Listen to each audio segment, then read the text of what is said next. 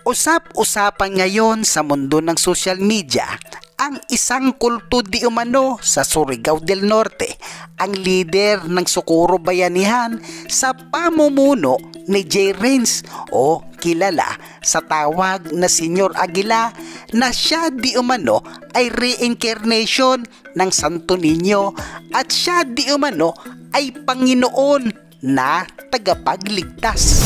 Nagpakilala siya na siya yung Panginoon at Savior nila, Your Honor. At dahil siya nga ang Haring Aguila, siya na din ang nagpapakasal di umano sa mga minor de edad kahit hindi pa ito magkakakilala, at ito ang nakakagulat. Ayon di umano kay Senyor Aguila, authorized di umano ang asawa na gahasain ang kanyang napangasawa at kailangan di umano sa 3 araw makuha na kaagad ito. Sinabi ni Senyor Aguila, authorized ang asawa mo i-rape ka? Kailangan ay among tulo ka adlaw di mi makuha ngan mig adjust. Kailangan daw makuha sila in 3 days, otherwise they will be called na nag-adyos. At ano ba itong adyos na patakaran ni Senyor Aguila dito? So sinasabi na nagkakasala sila pag hindi sila pumayag na i-sex ng kanilang mga husbands, Your Honor. Yun na yung adyos? At dito, kinuwento din ni alias Jane na pati itong si Senyor Aguila ay gusto din makipagtalik sa kanya. Iban dun sa asawa mo, meron pang ibang tao na nagtangkang makipagtalik sa'yo o nagparating na gustong makipagtalik sa'yo? Oo. Sino yung taong yun? Senyor Aguila. At palagi di umano siyang kinukulit nito dahil Panginoon na ang humihiling sa kanya. Palagi siyang kinukulit, Your Honor, na mag-consent na, pero ayaw niya. Kasi sabi daw, Panginoon na yung sa'yo, nag-ask ba? Oh. At impyerno di umano ang pupuntahan kapag hindi nakapagtalik. Naloko na talaga. So, kapag hindi nakipagtalik ay pupunta sa impyerno? At bakit nga ba pumayag ang ina ni alias Jane na magpakasal ito kahit minor de edad pa? Dahil ito ang batas di umano ni Senyor Aguila para makaakyat sa langit. Mayag yung parents mo na ikasal ka. Okay, musugot na ka na mag-among mga parents tungod kay mamay among balaod ni Senyor Aguila kay makasa kami sa langit. Talagang namang nakakagulat ang balitang ito, pero bakit ito sinusuportahan ng iba nating mga kababayan ang ganitong klaseng pamumuno? Kaya tara, panoorin natin ito. Sinabi niya na, unang step daw is ipapatawag yung mga secretaries, tapos ililista kung sino ang mga single na lalaki at single na babae. Tapos ang age ng mga babae ay 12 pataas, habang sa lalaki is 18 pataas. Tapos si Senyor Aguila ang Magpares. Magpapares, sabi, ikaw, paired ka nitong isa. So, hindi daw sila pwedeng humindi dahil Diyos naman daw kasi ang nagsasabi na yun yung pares nila. And then Jane, pagkatapos ng kasal, ano yung susunod na nangyari? Ija may ipakis sa among ipares. Unja, may among permahan nga mamatuod nga yung sugot mi. Ja, istoryahan mi parties nga ana nga mo na among bana. Way maka hiwalay namo kanarang kamatajon. Okay. Sabi niya, after sa kasal, ipakis sila, tapos may permahan sila na dokumento. At anong dokumento yon? So parang marriage certificate?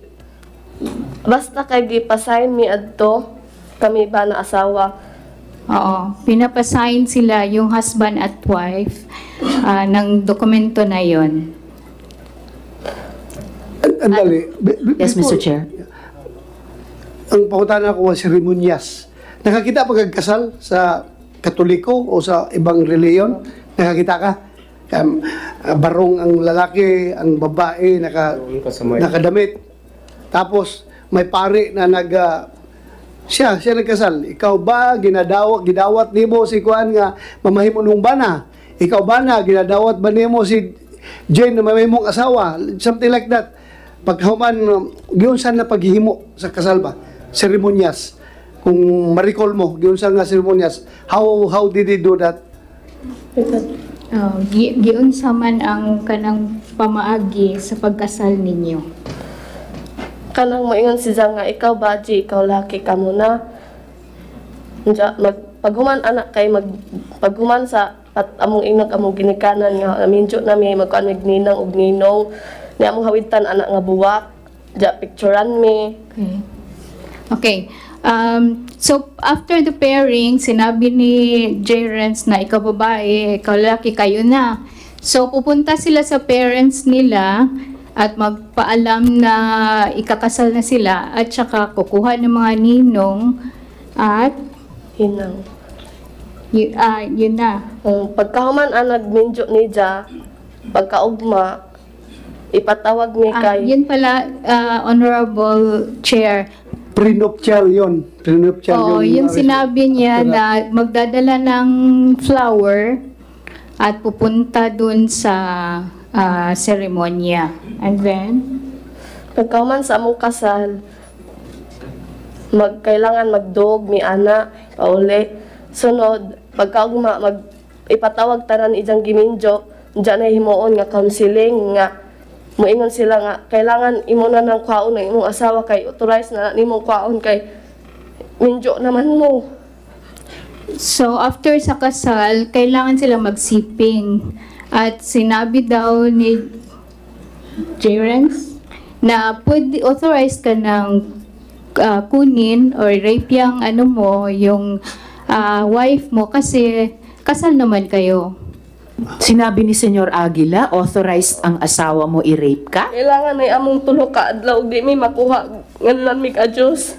Kailangan daw makuha sila in 3 days, otherwise they will be called na nag-adyos. Ano yung... Sige, mamaya gusto kong itanong, Mr. Chair, ano ba yung adyos na yan? Pero ituloy mo muna, Jane. Ano yung susunod na pangyayari? Kasi sabi mo, sinabi ni Senyor Aguila, sinasabi, authorized yung mga asawa i-rape Opo. kayo. So meaning, Jane, pumayag yung parents mo na ikasal ka? Okay, musugot na ka na mag-among mga parents tungod kay mamay among balaod ni Senior Aguila kay aron makasa kami sa langit. Oo, kasi yun daw ang laws to be able to go to heaven, Your Honor.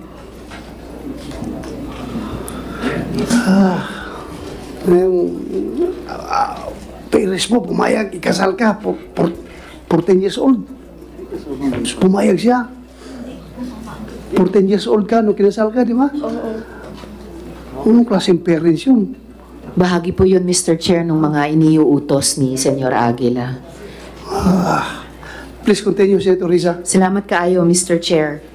So, ano yung sumunod na nangyari, Jane? Pagkatapos ng seremonya, pagkatapos ng sinabihan kayo ni Senyor Aguila na authorized kayong i-rape ng mga asawa nyo? Unsay nahitabo pagkahuman giingon ni Senyor Aguila nga authorized na ang inyong mga bana nga i-rape mo. Unsay nahitabo human?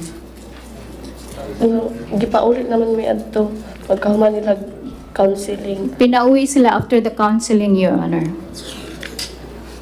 Tapos ganun yung laman ng counseling, yung ganung klaseng authorization. Tapos Jane, maliban dun sa asawa mo, meron pang ibang tao na nagtangkang makipagtalik sa'yo o nagparating na gustong makipagtalik sa'yo. Oo. Sino yung taong yun? Senior Aguila. Tapos, yes, Mr. Chair. nakapagtalik kayo? Ha? Iyak ko yung sugod. Wala, hindi nangyari. Hindi siya pumayag, Your Honor. Hindi ka pumayag. Mabuti hindi ka pinilit. Sige kog ingon-ingon na dyan nga. Sige, Ha? sugot na diha kay diskay ingon na nang kuan kay Ginoo na nang ingon nimo jadi paghapon ka pero di mo gajud ko. Palagi siyang kinukulit, Your Honor, na mag-consent na pero ayaw niya. Kasi sabi daw, Panginoon na yung ano sa'yo, nag-ask ba? Oh. Sige. Salamat kayo, Mr. Chair. Kanina, Jane, binanggit mo yung adyos. No? Ano ba yung adyos na yan? May parusa ba kapag ayaw makipagtalik yung mga ipinakakasal? Kabali ingon na ni Senior Aguila nga kasami ing ana na dili mi magpahilabot sa among bana nga authorized na among tanak kay minjo nami. So sinasabi na nagkakasala sila pag hindi sila pumayag na i-sex ng kanilang mga husbands, Your Honor. Yun na yung adyos? Oo. Ano yung epekto kapag sinabing ang ginawa mo ay adyos? Anong mangyayari sa'yo? Unsay may tabo ko, ingnon mo nga, nag-adjust ka. Karang matawag og adjust nang maglikay-likay kay imong bana di ka magpahilabot. Oh. Munay adjust sa amo. Kung giingnan ka nga, nag-adjust ka, unsa may tabuan na nimo. Kanang istoryahon mi ingnon mi nga ipasabot mi na ngaman kuno di kuno mi magpahilabot. Ng ana na impierno la economic ng ana mi. Kakausapin sila, Your Honor, sasabihin na maimpyerno sila pag hindi sila pumayag. So, kapag hindi nakipagtalik ay pupunta sa impyerno. Jane, sino ba si J. Renz Kilario? Ano ba yung pagkakilala mo sa kanya? Nagpaila siya ang Ginoo na mo mangluluwas. Nagpakilala siya na siya yung Panginoon at Savior nila, Your Honor.